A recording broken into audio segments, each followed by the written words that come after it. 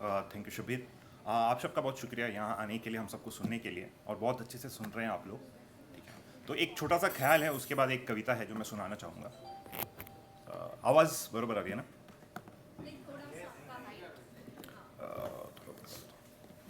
अभी आ रही है? अभी अभी या ओके, सॉरी, थैंक यू। यह है कि मैं हिस्सा लिखने जाता हूँ, हिंसा लिखा जाता है। मैं हिस्सा लिखने जाता हूँ, हिंसा लिखा जाता है। हिस्से की लड़ाई से ही तो हिंसा उपजती है। मैं हिस्सा लिखने जाता हूँ, हिंसा लिखा जाता है। हिस्से की लड़ाई से ही तो हिंसा उपजती है।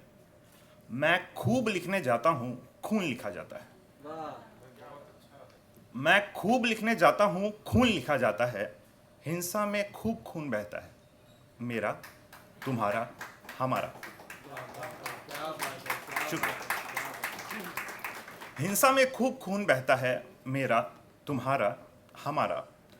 मैं उम्मीद करता हूं कि किसी रोज ऐसा हो, मैं गले लिखना चाहूं और लगे लिखा जाए।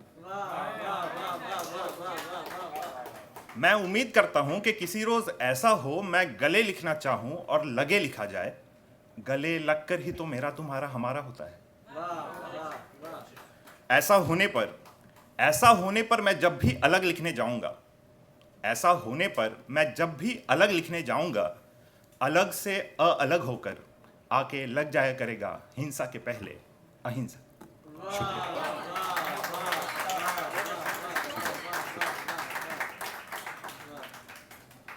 ये कविता है, इसका टाइटल है कैदी खिलौने। ठीक है, तो हम जिस तरह से वेस्टर्नाइजेशन की तरफ जा रहे हैं और वो हम अपना रहे हैं और अपनी जो चीज़ें हैं वो हम भूलते जा रहे हैं, तो ये कुछ खिलौने हैं जो देसी खिलौने हैं, ये अपनी आज़ादी की एक तरह से गुहार लगा रहे हैं।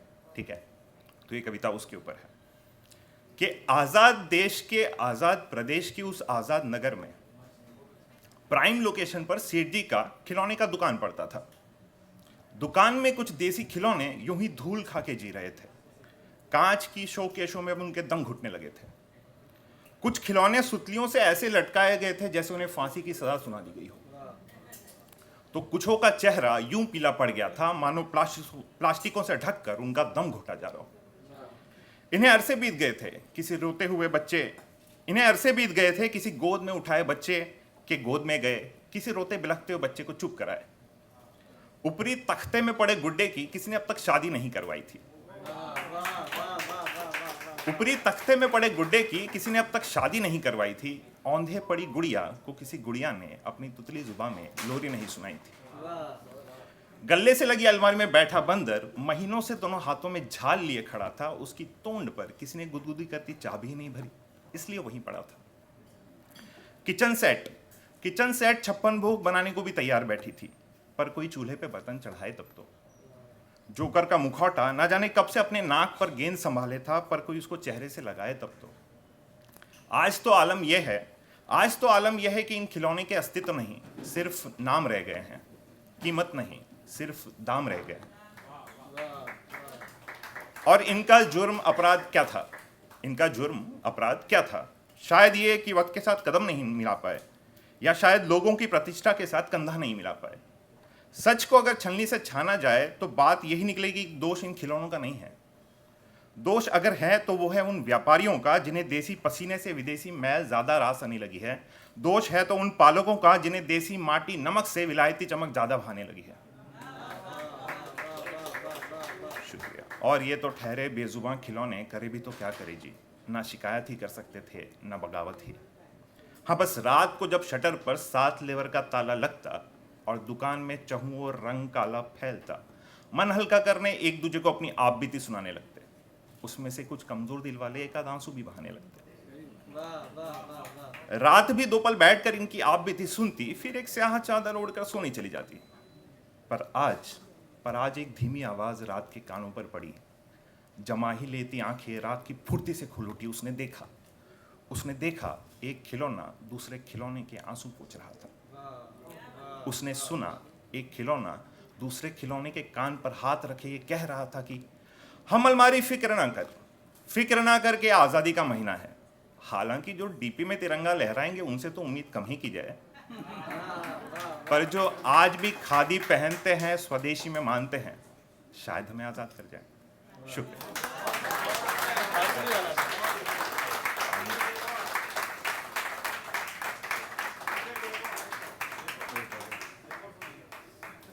बोला था पानी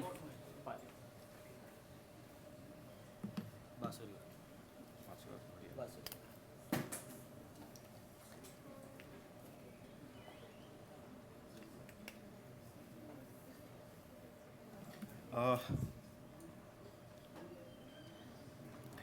मैं एक और कविता सुनाता हूँ। इसका टाइटल है बांसुरी वाला। ठीक है, मैं एक सेकंड मुझे दीजिएगा, बस मैं ढूंढ लेता हूँ।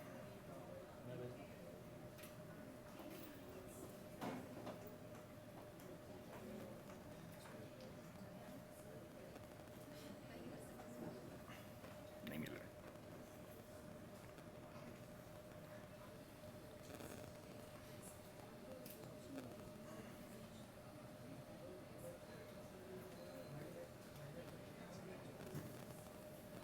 नहीं मिल रहा है कभी। ठीक है, कोई भी आप सुनो।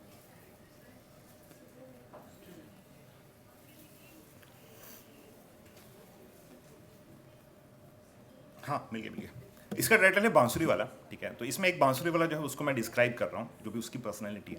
ठीक है, कि उसकी उंगलियां टाइपराइटर पर खट खट खट खट करती उंगलियों से भी तेज चलती हैं। उसकी उंगलियां टाइपराइटर पर खट खट खट खट करती उंगलियों से भी तेज चलती है। उनमें ठहराव भी होता है। बंद नल से टप टप टप टप टपकती हुई पानी की बूंदों का।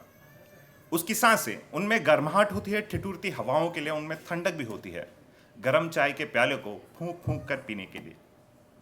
माथे पे सांप सी लिपटी होती है गमछी, जो धूप, बारिश, सर्दियां सब में साथ देती। दाएं कांख में दबाए रखता एक लकड़ी, जिसमें से शाखाएं निकली होती हैं और उन पर पेड़ों के फलों की तरह लगे होते हैं बांसुरी।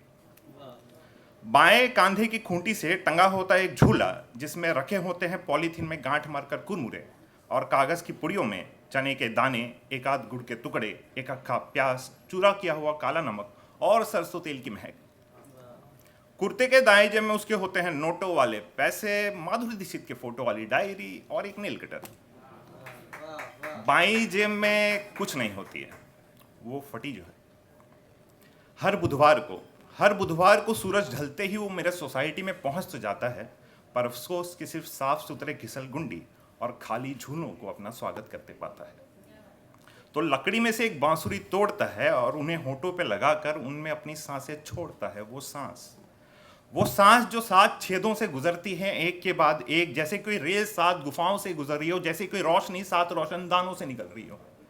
फिर जो सुर निकलता है वो मधुर निकलता है, फिर जो सुर निकलता है मधुर निकलता है। खींचे चले आते हैं बच्चे छोड़ करके टॉफियां, फेंक करके कॉपियां, जैसे कृष्ण के बांसुरी बजाने पे आ जाती थी गोपियां। वो बच्चे जिद तो करते हैं मम्मी से, पापा से, आया से कि बांसुरी खरीदवा के दे, पर सिर्फ इसलिए नहीं खरीदते क्योंकि उनके वाले बांसुरी से धुन नहीं निकलते। जो एक आध बच्चे खरीदने तैयार हो भी जाते हैं, उनके माता पिता मोल भाव करने लगते हैं, एक के बदले में 2 की मांग करने लगते हैं। हाँ, बांसुरी वाले के सर पे जमींदार के पैसे उधार हैं, पर वो खुशी लुटाना जानता है। बांसुरी वाले के सर पे जमींदार के पैसे उधार हैं, पर वो खुशी लुटाना जानता है। जितनी सांसें प्रकृति से लेता है, सूद समेत लौटाना जानता है।